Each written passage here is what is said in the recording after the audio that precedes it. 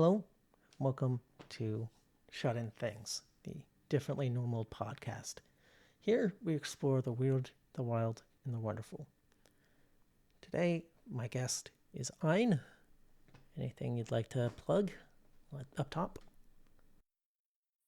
I would make a joke, but that joke is not probably safe for work on this podcast. Fair. Today, a little topic warning up top. We will be discussing sports. Go team, yeah. Today's topic is the Haudenosaunee, a native peoples that live in southeastern Canada, modern day Quebec, and around upstate New York. They used to be part of a much larger area spanning the west and south, all the way out to the Ohio River area. They are Six Nations, a confederacy comprised of the Seneca, keepers of the western door, the Cayuga, the Oneida, the Mohawk, or the keepers of the eastern door, the Onondaga, the fire keepers, and the most recent addition, the Tuscarora. And the Tuscarora joined around 1713 from North Carolina because of colonist activities. We normally call them the Iroquois, which the French gave them that name. The Haudenosaunee, the name translates almost literally to people of the longhouse because they lived in longhouses. And multiple different families lived under a single longhouse. But each family was segmented out, so each familial section had its own little partition and area inside of the longhouse. The Iroquois organized themselves as a confederacy. We look to them as an example of an early democratic government. Any legislation, treaties, anything to that effect required unanimous approval from their governing body. They conceived and envisioned their confederacy as a giant longhouse. So each of the different nations, like a different family underneath a single longhouse, under a single roof. Their core beliefs as a nation fell under something called the Great Law of Peace, or what they would call the Guya Na Sha Na Gona. Pardon my pronunciation. At its core, these essentially boil down to each person underneath the confederacy was a free person, and that there was a deep respect for each individual, and that was the absolute crux of their beliefs. Anthropologists usually can categorize native peoples, at least in North America, under different either geographic regions or by their society type. So there's mound building societies, there's ancient societies, there's Arctic societies, and each of those societies have a similar overarching theme, if you will, for their beliefs and how they celebrated their conception of the universe and the world around them. The Haudenosaunee are a mask-making society. During ceremonies, either like during healing ceremonies or religious ceremonies, they wore these masks to mimic their deities. These masks were carved directly from living trees and then painted. The delegation, or I guess the Confederacy, documented a great many events and treaties, and they would document these through something called a wampum, which is a document that they wove from out of fabric. They use this to codify different treaties and events that happened throughout time. And the wampum symbolized a commitment of the treaties and the promises that they made. Each treaty party received a white wampum as a gift, and that gift would initiate treaty negotiations. Once treaties were codified and finalized, the Haudenosaunee would issue a second gift of wampum. in order to document and formalize any of these treaties, the Onondaga, the fire keepers, kept all of the wampum safe. As you can imagine, the wampum are a very coveted and an extremely important document to the Haudenosaunee. The Haudenosaunee, they had their own sport. They called Iriquois, or what the French called lacrosse. And when it first started out, it didn't. There's nothing really codifying anything about it as a sport, really. It didn't really have a standard. It didn't have a field size. If if the ball that they played with just went out of bounds for whatever reason, they would just pick up the game from there. They would essentially just move the field because there was no field like painted on the grass or anything like that. It was just wherever they wanted to play, that's where they're playing. They didn't limit any team sizes. Anyone could really join, but it had to be even to keep, teams balanced, obviously.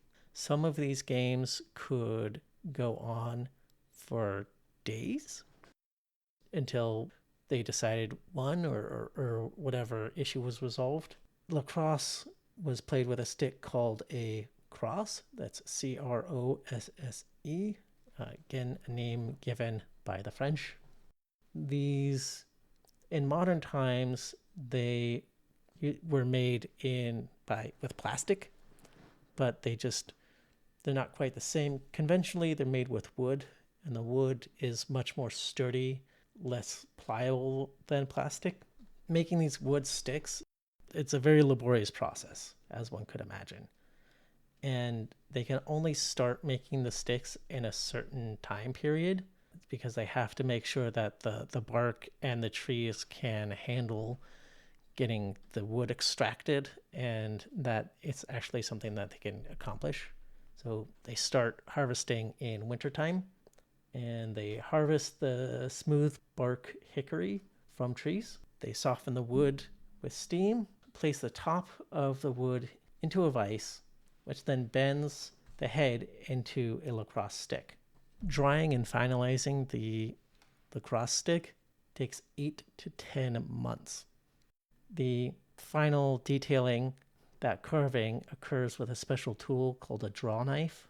And these sticks are very coveted, like I mentioned before, because they're strong and light, and the plastic is just less flexible during play. And of course, the wooden sticks really, even in modern times, really keeps the whole tradition of lacrosse alive. This lacrosse is very important to the Haudenosaunee as it's almost integral to their religious beliefs. They believe that their deity, someone called a great creator, gave them this game for special purpose. And they would use this game as a sort of diplomatic mechanism. So they would resolve any conflicts, make any decisions, that sort of thing, using this game of lacrosse. Whoever won the given game of lacrosse won the dispute, and that was pretty much final at that point. This sounds very similar, actually. Just that a lot of cultures that were essentially not reliant on high yield agriculture had some version of like this, where they would essentially had a sort of a way to dissolve disputes that actually didn't involve fighting and loss of life. Although people could get hurt during some of this. Does it sound very similar? Does that sound like what we're talking about? Yeah, I mean, there's a connection there. I'm not. Is there a particular person's or something that you're thinking I of? can't pull any particular examples at the moment, but I just know that that's a common thing that happened across cultures where basically where they weren't relying on high yield agriculture is the best way to put it. Yeah, that makes sense. They also conceived lacrosse as something called a medicine game. So they would play lacrosse in order to provide for the well-being of others, and they would play in during like bad times, or essentially when someone fell ill, in order to cure, prevent disease, or lift spirits. And because this game, because the great creator gave them this game, they also saw it as a medium to communicate with the spirit world. So essentially, the sport is kind of how they celebrate and practice their religious beliefs.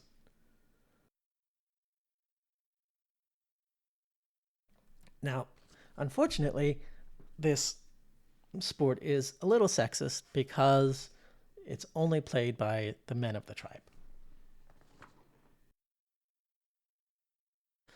It is a physically demanding game, but that's kind of the point, because it would keep the players fit, either to get them into shape or to keep them in shape for hunting season. One particular individual, a Frenchman, I believe, or at least a Canadian, a dentist by the name of William Beers, had discovered this lacrosse, or at least popularized it for the rest of the world. Now, he was part of the middle class, and that class was known for having a lot of free time. So, with this free time, these individuals would play a lot of sports. So, like croquet on the green, golf, that sort of thing. He he wrote a book called the Laws of Lacrosse in 1864. Now, this was not how the Haudenosaunee played. It's how he conceived of the game and how he prescribed the rest of the world would play. The the book standardized mechanics and rules of the game, but the way the Haudenosaunee, or at least how it would get decided prior to this unification, was that these rules and mechanics would get decided prior to the start of a match. So it's almost like Calvin Ball. Does it almost like Calvin Ball in that you could also land in Poetry Corner? That was always my favorite. William Beers petitioned the Canadian Parliament to make lacrosse a national sport, and the Parliament passed legislation on Canada Day 1867 to accomplish just that. I mean, technically it wasn't Canada Day at the time, but it was July 1st, which would eventually become Canada Day. I'm going to have to breeze over a lot of history here and kind of yada yada a lot of American imperialism. That's most of the history books for the last 300 years. Yada yada, American imperialism. Yes, correct. Monroe Doctrine, Western expansion, displacing natives, yada yada. The Haudenosaunee weren't exempt from this either. They were given a lot of autonomy by America, just because of, I think it's also because of how popular the sport was, and how much of an impression they made for how we organized our Constitution. So I think they got a lot of credit for that. We kind of left them alone for the most part, and I don't think that even American expansionism was too terribly interested in upstate New York. The Iroquois, I mean, actually, a lot of native people still assert their autonomy and their sovereignty, because America, technically, we treat native lands and native peoples as sovereign, independent nations, and that grants them a lot of freedom, a lot of sovereignty, and a lot of, unfortunately, oppression. The Iroquois really asserted their independence and their autonomy, and they asserted their sovereignty, part of that is that they issued passports from the Haudenosaunee tribe for travel purposes. Now, not all natives do this, but the Iroquois are noted for issuing their own passports. The passports themselves have a little bit of controversy. They would use these passports in order to move about and get to different sporting events into different countries. There's also a little bit of controversy because even though they are a sovereign nation, quote unquote, the United States are essentially the only country that would recognize these native peoples. And so, therefore, the United States would issue passports to the native individuals. For the Haudenosaunee to issue their own passports is a sort of thumb in the face of American sovereignty. There is a bit of a paradox to a small extent with the way that the sport is classified. And the issue comes up with how competition is classified and how it works within the sporting world. The Haudenosaunee created the lacrosse game. They couldn't play it or compete outside of their own home territory because of how we perceived professional sports, or essentially, and professional sports for our purposes just means sports played for money. And at the time of its early popularity, in the 1880s, we didn't really have pro sports, right?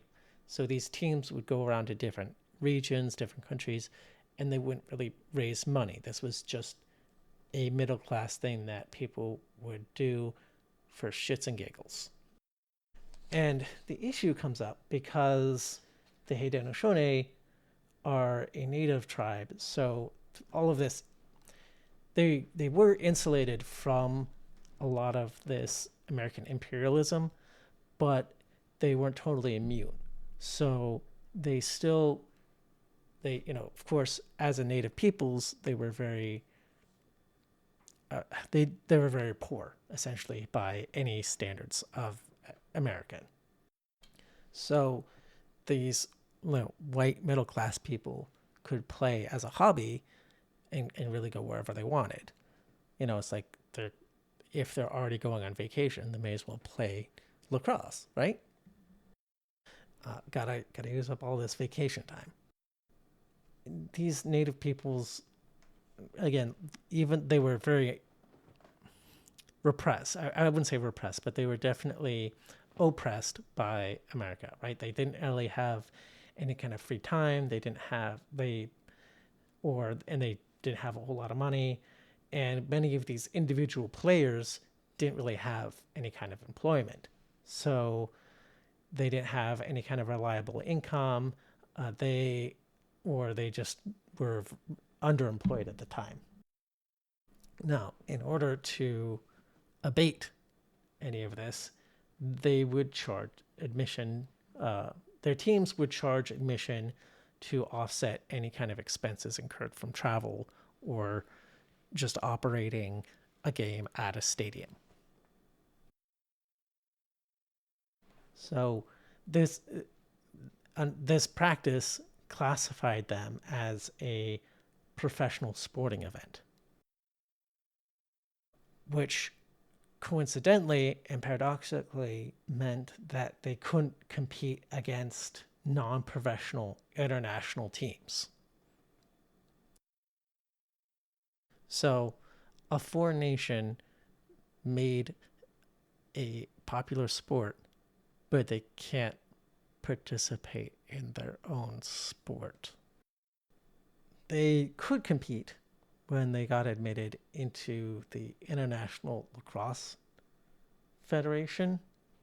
Again, something invented by their oppressors, Americans or Canadians for that matter, or really anyone who isn't Haudenosaunee had to make something from the Haudenosaunee for the Haudenosaunee. So this federation then admitted the Iroquois nationals and into this federation in 1987, nearly a century later. And for the record, the Iroquois Nationals are still active today. They are the Iroquois Nations or the Haudenosaunee team. So far, so good. I'm mostly just amazed you haven't broken out in hives yet with all this lacrosse talk. There's quite a few punchlines here. In 2010, the UK hosted the Lacrosse World Championships, and of course, the Iroquois Nationals had showed up. Right now, care to take a guess as to how they got to the UK? Care to take a guess as to how they got into the UK? Could not possibly begin to guess because if you're, it's a leading question that they probably did get in the normal way. That's where you're wrong. They flew in. They used their Haudenosaunee issued passports. Actually, let them into the nation just fine, but when they were trying to leave and return back to their home, America, DHS, or essentially immigration, would not let them onto the plane. They wouldn't let them cross international borders with the Haudenosaunee passport. Remember, your passport is only as good as how other nations recognize it. So, a Philippines passport can get you into North Korea, but that's kind of about it. It's not super great. Whereas an American passport, it can get you, just about anywhere you could really possibly want to go. Unfortunately, a Haudenosaunee passport isn't really recognized by anybody. Legal conflicts as to how they could get into the nation.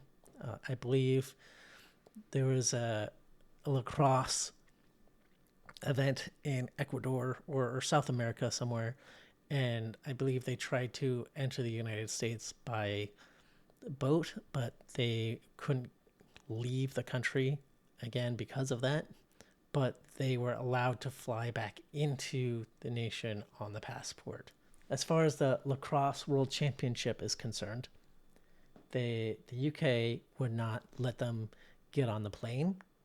So this actually required a lot of diplomacy and a lot of essentially flexing by America on the UK to let these these Iroquois nationals back into their homeland. And at the time, Hillary Clinton was the state secretary, and she essentially granted the Haudenosaunee passport. She granted them a visa to get back into the United States from the UK. So there you have it. Okay, well that's it actually for today's episode. It was really brief, but there you go. A native peoples with their own passport. How wild is that? Well, if that's it, then thank you for having me. This is always a pleasure to talk to you. Yep. Anything you want to plug? Anything you want to say? Only that hay fever in summer sucks. I can agree to that. Anyways, this has been Shut In Things. Thank you for listening. My name is Glenn Kay. Take care.